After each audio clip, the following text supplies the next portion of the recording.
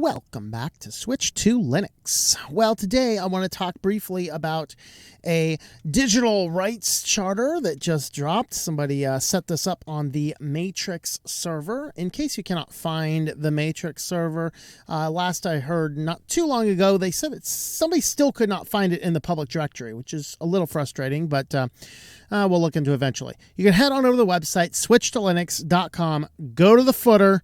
In the footer, all of the video channels and all of the social media channels are linked. Matrix Room is in one of those links down there. So go ahead and have a look down there if you are interested in joining us over there on Matrix. So somebody dropped this on, and I thought it was definitely worth its own independent standalone video because there's a lot of fun stuff in here. So we are talking today about the Global Digital Rights Charter. There's some fascinating points in here that I'd like to discuss. And first who is behind this. This is a person, goes by the handle here, Punk6529. I do not know much about this person. I did not spend a ton of time digging into who is behind it. I was just trying to make sure this isn't connected to some like big corporate or the globalists or whatever else. Of course, reading it is certainly against the overall globalist mindset. So that's good news. I do gather that the person is likes the idea of a metaverse, but thinks that we need to have a more of an open source metaverse, something not tied to an individual company. And I would be in support of that. I probably wouldn't spend a ton of time in there because I like, spending time in the real world and coming into the digital stuff when we have to, my personal life philosophy. But if we are going to have a metaverse, we should definitely have one that is open source, community driven, and not tied to big conglomerates. So for that, great. But let's go ahead and have a look at this, which just dropped recently. This is released under a Creative Commons 0, which means that anybody can grab this and use it as they see fit. I want to go ahead and just go through each of these things. They do have links at the very bottom for the GitHub, an Etherscan, OpenSea, and back to the Twitter handle over there as well, which is actually a separate Twitter handle. So you can actually come on over here. There's 300 followers right now, just joined just this month. And you can follow along with what is going on over there. All right. All the other stuff, you can read the contact FAQ portions. It tells you about who created it and why and a few other questions. We're not going to cover that. I just want to go ahead and look at each of these and bring them up and discuss them as a point as how we cover this channel about Linux, about open source, about privacy, and things like that. All right, so to start, preamble, these truths are self-evident. All right, so borrowing it, of course, the Enlightenment philosophy, the Declaration of Independence, as it were, is not a religious document, as some have suggested. It is far more of an Enlightenment philosophy.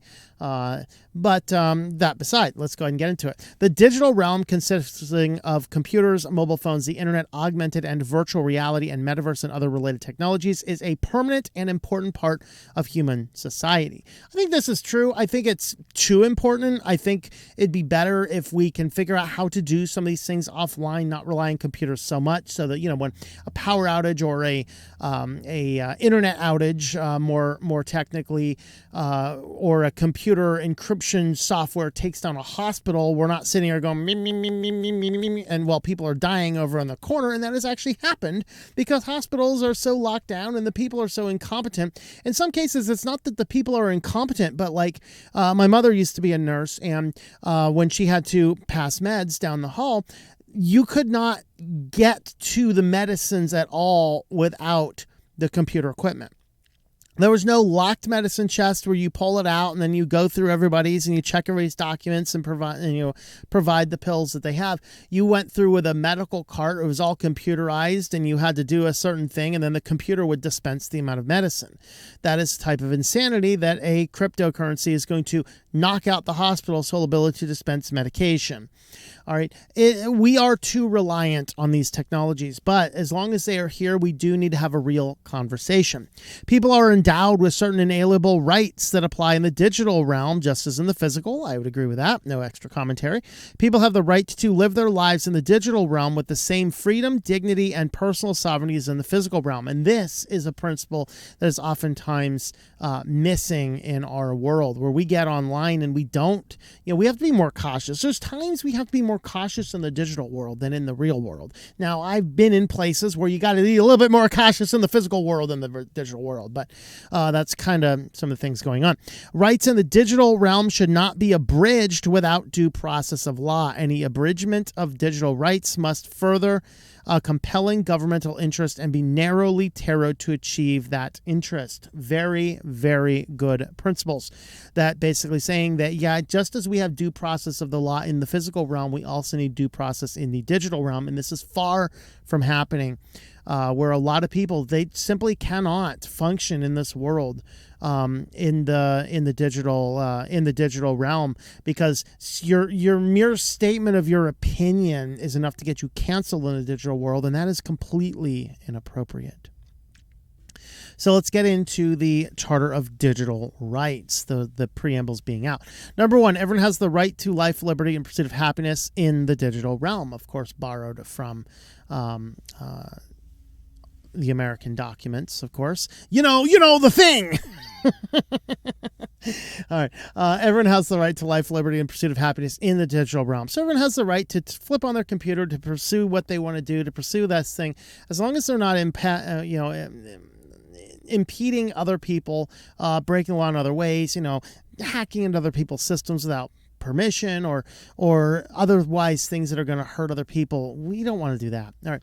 Number 2, everyone has the right to own and hold their own direct and exclusive possession and control digital objects without unreasonable burdens. The government shall not have the right to store or access passwords, private keys without the process of law, and other legal or natural persons shall not have the right to store or access passwords or private keys without explicit permission. So saying the governments, the companies, anybody in between, an employer, nobody has the right to store this information to lock you out of things. Now, this is difficult to implement as what are we speaking of? This is why I like the YubiKeys. I can use those YubiKeys across a variety of different sites, and utilizing this as a good security measure across the internet, which is a really good thing. All right. But the problem is in some cases, governments want backdoors to be able to access these keys. The governments want backdoors to be able to get into encrypted communication. The assumption is you're a criminal. We have to figure out how, not you're innocent until we have evidence to the contrary. And that is really what the part is. Number 3, everyone has the right to be free to transact digital objects without unreasonable burdens. No extra commentary there. Everyone has the right to use decentralized applications without unreasonable burdens. I would also add, the only addition I have to this is I also add everyone has a right to not use certain applications as well. Because what's becoming so crazy, somebody throw a comment, it was either on a video or a Matrix or something, I forget, the other day, saying, I just want to buy a phone that doesn't have Facebook pre-installed.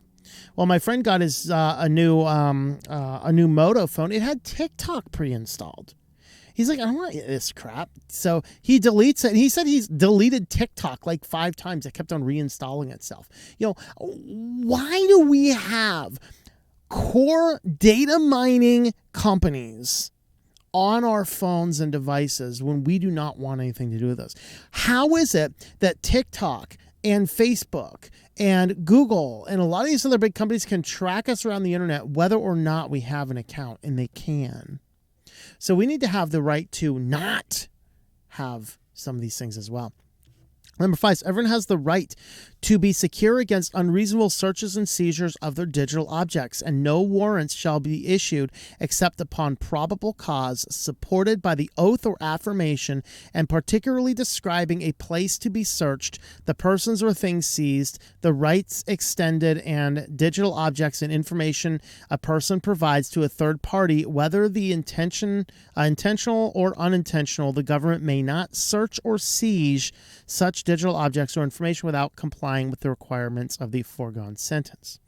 All right, so this is good, and this is something that we're seeing a lot more with the governments wanting these backdoors. We talked about the UK law that both Signal and WhatsApp said they will leave the UK if this digital law passes in its current form, because it provides the government free access to search and to seize any information in any encrypted form at all. I mean, that means that I can't have an encrypted operating system despite it having, personal information. That's not illegal. It's just personal information that could be used, identity theft information. You're not going to break into my van here and steal my hard drive and get any of that useful information. Everything I have that has personal information is deeply encrypted. All right. The only things that are not encrypted are like the YouTube streaming computer, because that all just goes out to YouTube anyway. So number 6, everyone has the right to participate in the creation, maintenance of digital public commons, such as open source software, public blockchains, and distributed ledgers. No one shall be held responsible for the actions in digital public commons that is not under the person's direct control.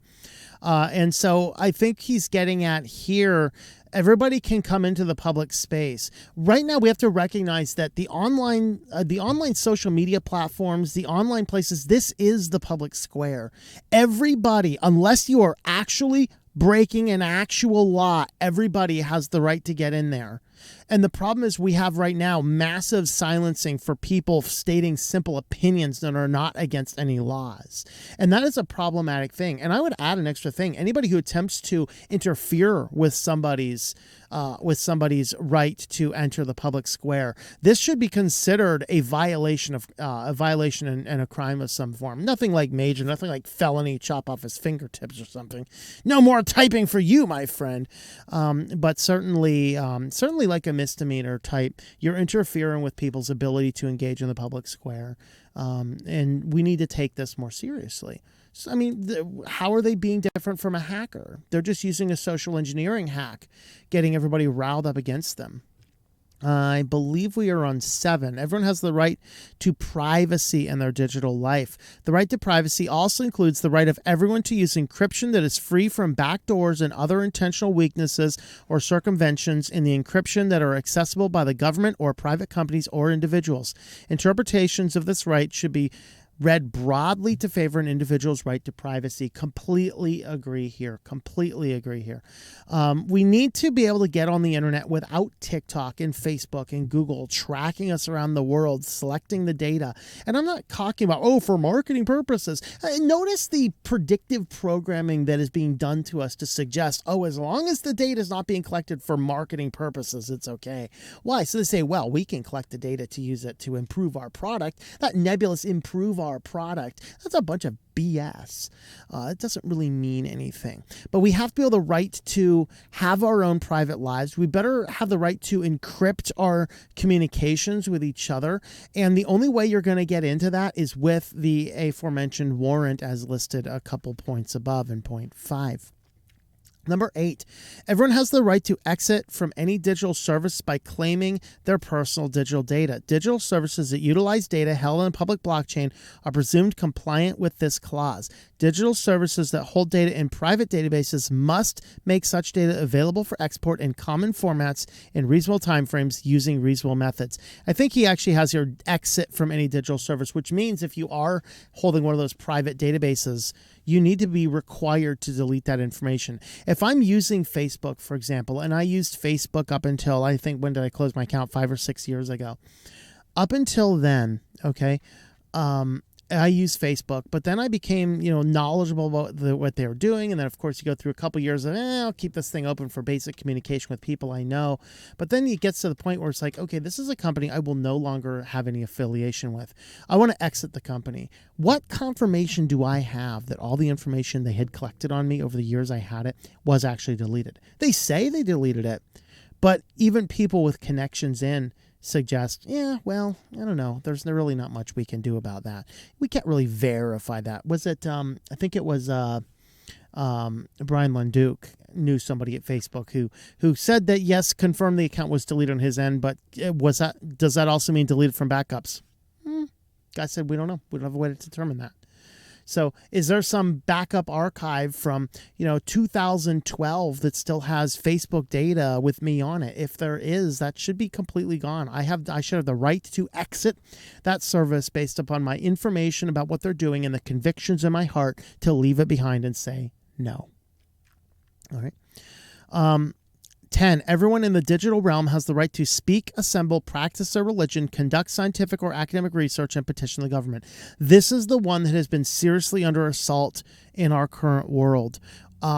Look at just my YouTube channel. You realize the first community strike we got is me sharing information that the CDC has on certain stabby thingies that I still can't talk about, despite its government-controlled medical information that is available to the public. That is it. And every other community strike we had is literally just doing tutorials on software available in the Google Play Store. So go figure that one out. But, everyone has the right to define contractual rights in the digital realm and allow exercise of those rights in personal or automated manner. So we have the right to, engage in business. Everyone is free from collective punishment in the digital realm. Yeah, we can't, and this is one of the challenges going back up to number 10. If we have the right to practice our religion and somebody's grabbing up all this data about religions and then sorting this data out and saying, okay, now everybody who practices this religion, exile. That's problematic. And that is what 12 is getting at. We can't say, based on the wide group, you voted for this person, you have this religion, you believe this thing, you've stated this, you've had this degree, you don't have this degree, you're immediately excluded. That is certainly a problematic thing. So I completely agree with that charter. Number 13, everyone has the right to act in the digital realm through anonymous identities, pseudonyms, identities, and or software agents, so long as each person maintains personal responsibility for the actions of their identities and agents. Absolutely. Remember the time, I don't know if you did, I grew up without the internet. The internet was not a thing until I was in late high school. Even then, almost nobody had it. The high school got it, and it was like, wow, I think we were like 11th grade, high school gets internet. Whoa, we can access everything in the world. Of course, the world online was a lot smaller back then, but that was that. All right. And so with that, where was I going with that one there? So back then on the internet, it was like, do not put your real name on the internet. Do not put your real name. It was the warning from the schools. It was the warning from the internet service provider. It was the warning from everybody. Do not use your real name on the internet. So a lot of people from my generation, I have a pseudonym on the internet that most people don't know about, that it is small enough, but it is unique enough. I have never encountered anybody else that uses it. And if I have to create an account somewhere with a login, that's usually the first thing I go for. And that pseudonym is a way of keeping myself private. Nowadays, it's like everyone, like the school hands all of your first name and last name and middle initial and birth dates and all sorts of other things. They hand it all to Google in the form of a Google school account, where Google alleges they don't use that data. Well, at least they don't use that data for marketing purposes. We know what they're really doing. They're doing human research studies without passing human research boards. That's exactly what they're doing. Trust me, it'll come out in a few decades or so. They're tracking and monitoring and watching the behavior of kids as they grow from kindergartners to adulthood, and they're gathering a few generations of this data to be used in their selfish ledger. All right. they're doing this information, and you didn't even create that account for your kids. The school did. Whatever happened to this? When's the last time you had a teacher say, don't use your real name on the internet? No, the teacher's this incompetent buffoon. A pop-up came up. Oh, enter your name. And then you, of course, handed everything to the scammer. So we have the right to use anonymous information.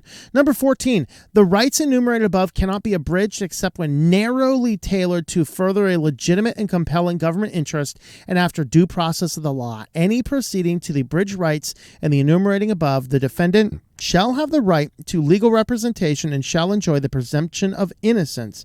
National security exceptions to the above should be time and scope limited and supervised by a competent court with a presumption that hearings should be public. In no case should national security exemptions be applied to a collective societal restriction of digital rights. And number 15, everyone has the obligation to comply with the relevant laws and regulations of their respective state and community in a manner consistent with the rights enumerated above and to respect the rights of others. See, the big problem we have with with the way the digital rights and whatever work is that we on the internet are a big collection of a lot of different things. So here in the United States, we technically have on the books free speech rights. Many other countries, in fact, most other countries don't have free speech rights. So how do we have a world where we are interacting online with respect to the various laws? That is a difficult question to ask, and it certainly is one that merits a discussion, and it is one where the globalist world makes sense, but also the globalist world is always a really bad idea because we need to be able to maintain these individual distinctions. So those are my thoughts on these. There's actually 2 extra points about this. Let's go ahead and read those. Number 1, signatories to the Charter will make an effort to implement these principles. Okay, number 1, political entities should standardize their implementations of a global digital rights charter to the greatest extent possible to promote international cooperation and friendship. Number 2, individuals and organizations should aim to promote digital rights in their personal and organizational actions in their political communities. So I generally agree with the Digital Rights Charter. This is really neat. I wanted to bring it to you so you could have a chance to look at it yourself. The link to this will be in the description down below, and what you do with it, of course, is under the CC0. So you can do with it as you want. You can share it as you want. Obviously, whatever else, whatever other case. But this is pretty cool. It'd be interesting to see where this goes and if this gets widely accepted or adopted in different places. But that's my thought. Let me know your thoughts about all this. Let me know how you would make any amendments or any other things here. And also, if there's other amendments, get a hold of them and bring it up to them. I'm sure that sounds like they would accept some feedback as well. With that, thanks for watching, everybody, and I hope that you enjoy switching to Linux. Thank you for watching this video from Switched to Linux. This channel would not be possible without the backing of the program supporters scrolling on the screen now. You can be a supporter at Patreon at patreon.com/TOMM or at thinklifemedia.com. I also want to thank the open source community who creates such excellent software that makes producing this show possible. Please remember to support your software communities. Thank you, and I hope that you enjoy switching to Linux.